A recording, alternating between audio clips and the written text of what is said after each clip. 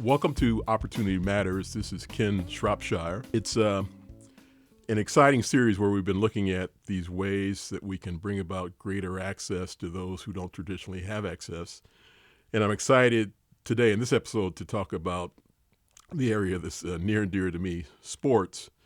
And I mean, sports is kind of this mystical space to think about this whole topic because it is the Jackie Robinson trope that most people think about is leading America into the state that it's in, that almost a decade before schools were legally desegregated in the United States, baseball integrates. So people often think that sports is the space where this can happen most readily.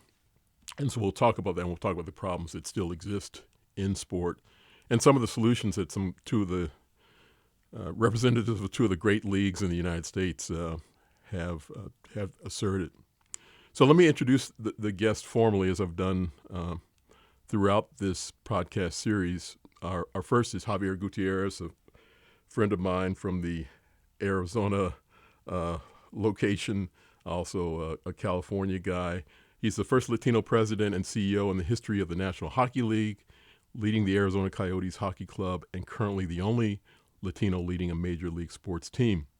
In this role, Xavier oversees all business operations, strategic planning, significant organizational decision-making, and government relations for the club. Previously, and he could have been on some other episodes as well, he served as managing director at Clear Lake Capital Group, a leading private investment firm that oversees $25 billion of institutional capital. Xavier graduated from Harvard College. Somebody has to go there, and Stanford Law School, and for 2 decades built a sterling reputation in business, investment, and finance. Xavier, thank you for joining me. And thanks so much for having me. Jonathan Beane. He is the Senior Vice President and Chief Diversity and Inclusion Officer, began that role with the NFL in 2020. He spearheads the league's overarching DE&I strategy and implementation and works closely with senior leadership to drive actionable change throughout the league and all 32 clubs. Over the course of his career, Jonathan has led companies to foster more inclusive cultures and has established himself as a successful diversity strategist. Prior to joining the NFL, Beane served as the Senior Vice President of Global Diversity and Inclusion for 21st Century Fox. Jonathan, thanks for joining in. Thank you, Ken. Did you ever work for any boring companies? You No comment. Okay. Well, let's get underway. I mean, I said that I want to kind of lay the groundwork of what's going on in sports and kind of how we've gotten to the place that we're in. And Javier, why don't we start with you and in your unique role as the first Latino in the space, and also you didn't mention in the intro. Is he currently certainly one of the first Latino owner in the National Hockey League, is the guy that bought the team that convinced you to leave a more traditional space to come in. How's this journey been? What kinds of things in terms of equity and opportunity did you want to accomplish as you came in? Just how's it been? Just kind of lay the groundwork of this journey you've had for, where are we now? Year 3.5, almost 4. Okay. We're in season 4, if you can believe it. Okay. No, Ken, I appreciate this. Yeah, no, I appreciate it. And I applaud everything that you're doing to continue to be a leader in talking about the importance of opportunity and opening doors. You mentioned Alex Morello, the first Latino owner in the history of the National Hockey League, and one of the few majority owners of any professional sports team in the history of the major professional teams in America. Is a longtime friend, business partner. We actually own the largest Latino-owned bank together in California. And he approached me shortly after buying the team, and he said, listen, the reason why you should do this, you need to do this, is because of the incredible power of sports to make a difference and to make an impact. And what he said was, I want us to be a beloved sports organization. I want to win, but I want us to be beloved. And really the way you do that is by making an impact and making a difference. Impact on the ice in terms of rebuilding a franchise from the ground up via the draft. You know, we have a historic number of draft picks in the NHL. On the business side, you know, we've been at the forefront of putting our games over the air for free. We've been at the forefront of really bringing that bridge to growth cohorts of young, female, diverse, tech savvy and purpose driven, and using content and actually fashion and merchandise. You know, we have one of the first fashion designers working with us that created a jersey that our players actually wear during games. I definitely want to come back and you struck an issue that I think is very important, the power that you have with the franchise to provide opportunities in the community. But I want to get Jonathan in for a moment before we do that. The NFL has been stellar in addressing, you know, one of the issues, the way we used to think about diversity in sports was this idea of playing the game, who's not playing, and the issue was the closer you were to the ball, the less likely you were to be a person of color. So there were no black quarterbacks. Now that issue is addressed. What are the big issues with the National Football League now, and the big successes too? Yeah, Ken, thanks for that, and also Javier, congratulations on the success that you explained, and we hope to see that in all the industry, and hopefully we will sooner rather than later.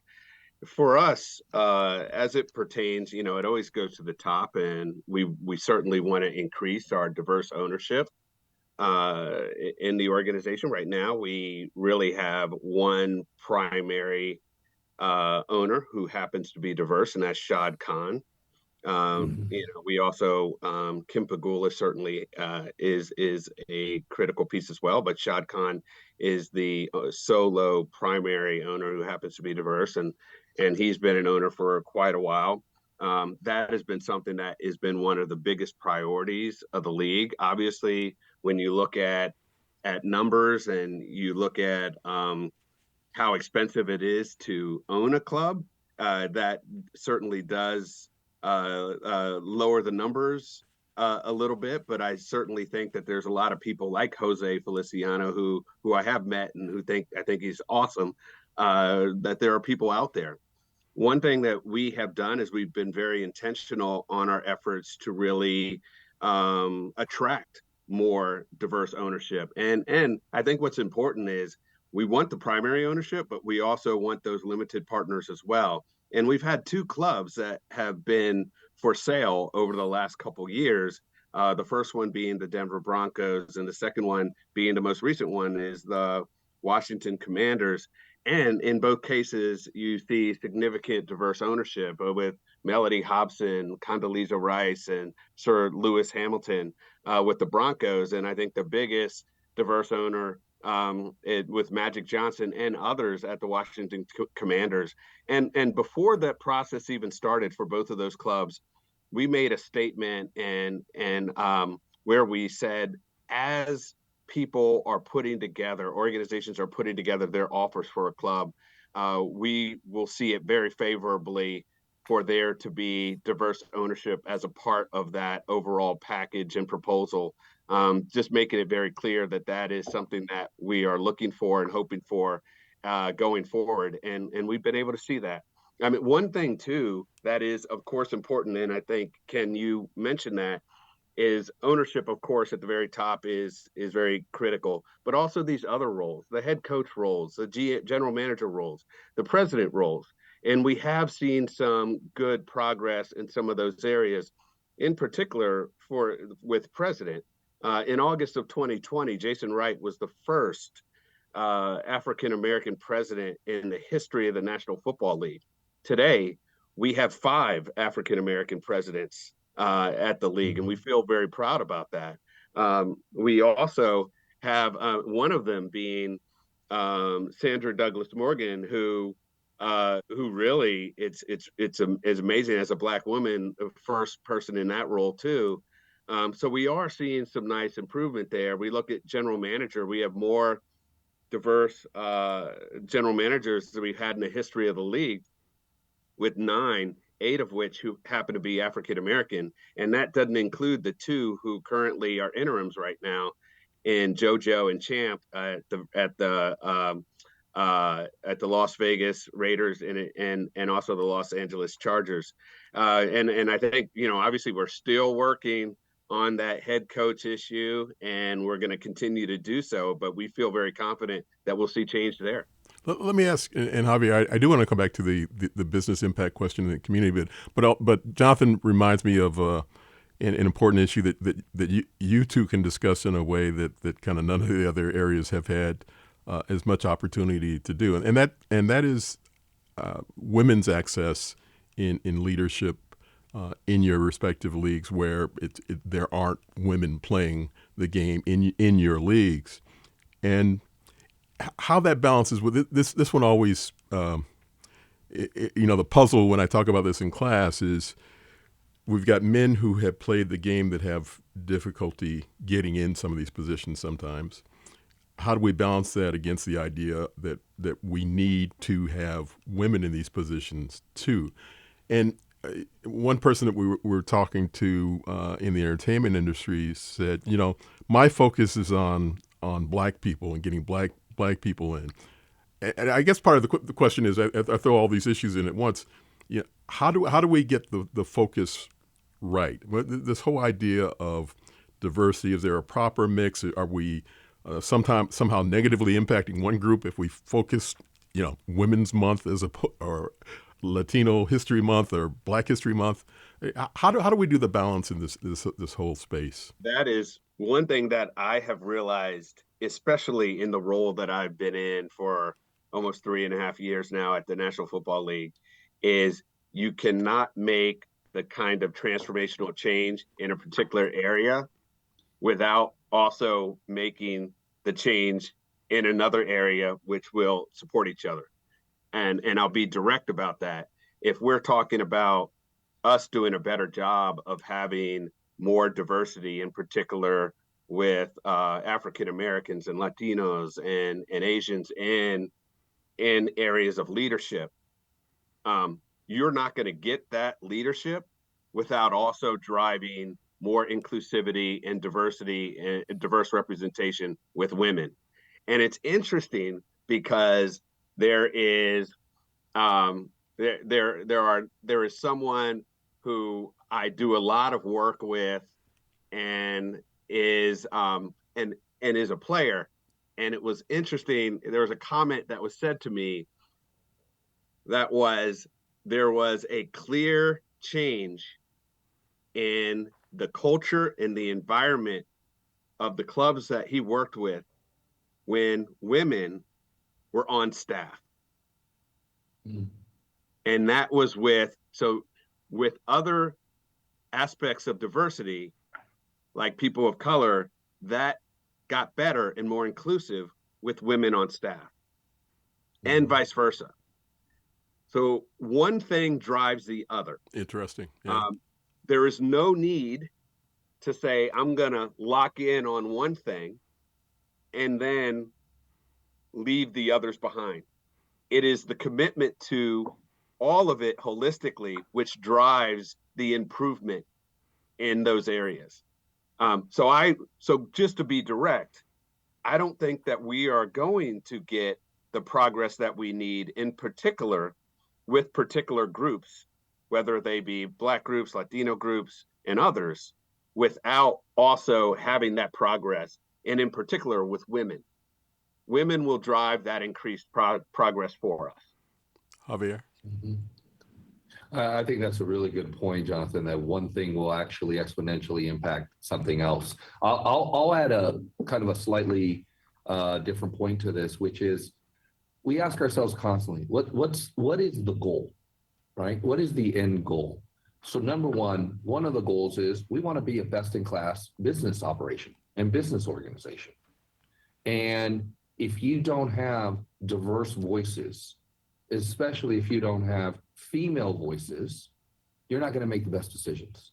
They're going to be impacted. You're going to not have the full perspective, the full viewpoint, full insight as an organization. So it starts with If we want to be the best business, let's bring the best people. And that includes bringing the best amount of and the highest amount of perspective to make the best decisions. Number two, as an organization and as a business, what do we want to do? We are a consumer business, a very high profile consumer business.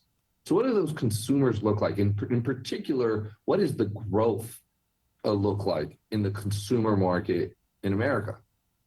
It's young, female, diverse, tech savvy, and purpose driven. I constantly talk about those growth cohorts. So if we want to be a bridge to those growth cohorts, which by the way is one of the key value propositions that we offer to our partners, right? Our media partners, our business partners, from a business perspective. If we want to be a bridge to those growth cohorts, you really need those folks in the seat giving you that type of perspective of attracting that, because a monolithic viewpoint will not get you the understanding, or at least the openness of understanding how to capture those growth cohorts. And I don't ascribe to this theory that, only an African American can sit in that seat in order to help you attract other African Americans or the African American market. Right. That's not what I'm saying. What I'm saying is having them in the seat, as Jonathan alluded to, creates a culture and an environment in which you're asking and you're open to saying, are we capturing all the distinct perspectives that we need as an organization? And are we capturing the distinct and unique approaches in order to capture those growth cohorts? So I want to say you guys have been the ideal, as I've been thinking about this series, in terms of this broad issue that's been on my mind, and it's been on my mind a lot because of the issues that have been raised recently with anti-Semitism and Islamophobia. My response to a lot of people has been the best professionals in this space are always trying to think about everybody and always are trying to figure out how do you include everyone and how do you make sure there's not bias going against anyone. And the best professionals are always saying, too, there's not a universal approach for each group.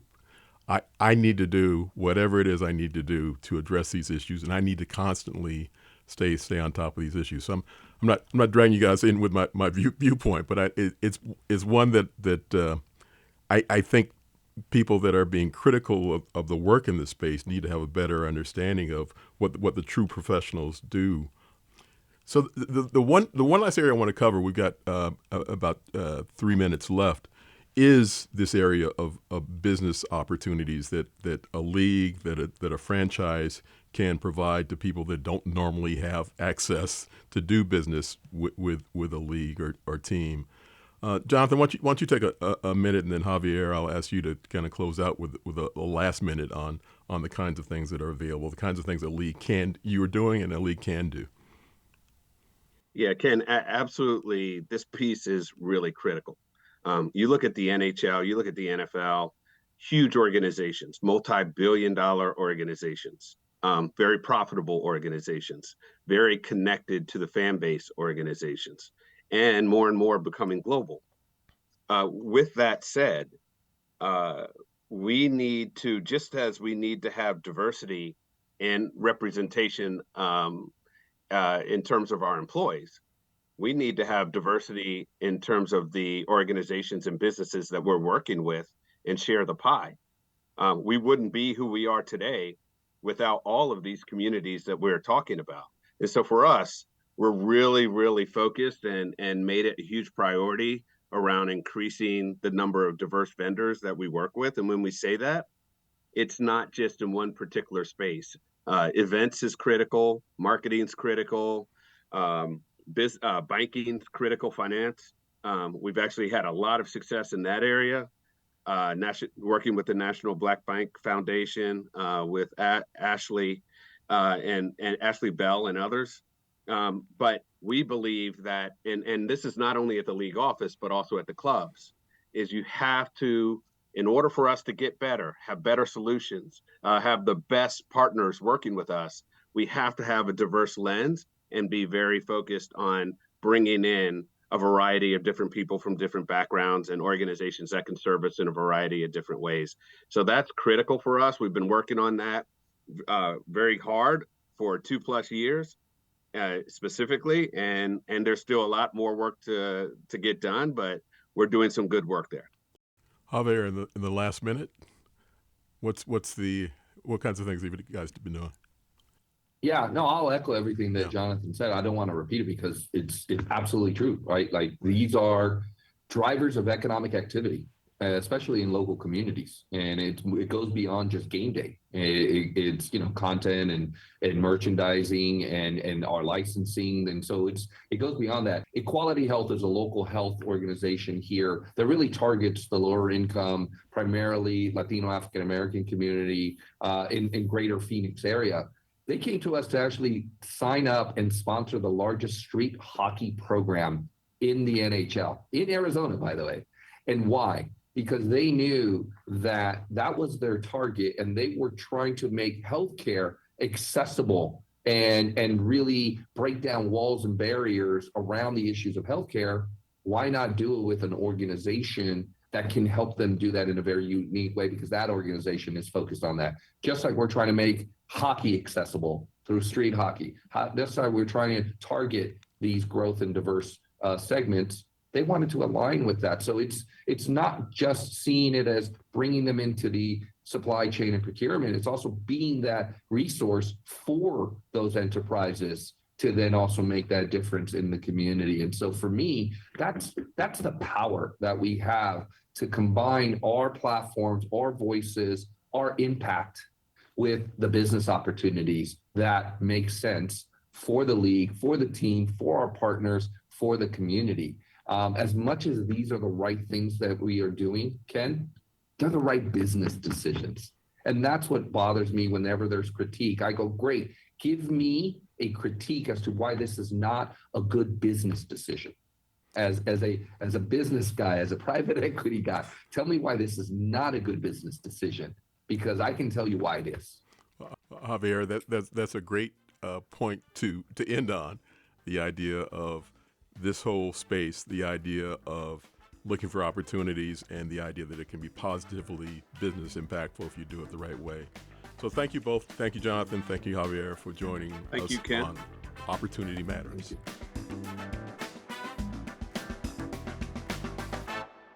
I'm Farida Griffith, Managing Director for the Wharton Coalition for Equity and Opportunity. In partnership with Wharton Works, led by Professor Damon Phillips, Business Roundtable, and Second Chance Business Coalition, we're bringing together business leaders, academics, state leaders, and justice-impacted communities for discussions on creating pathways to sustainable employment for individuals who are formerly incarcerated. To learn more and register, go to ceo.wharton.upenn.edu.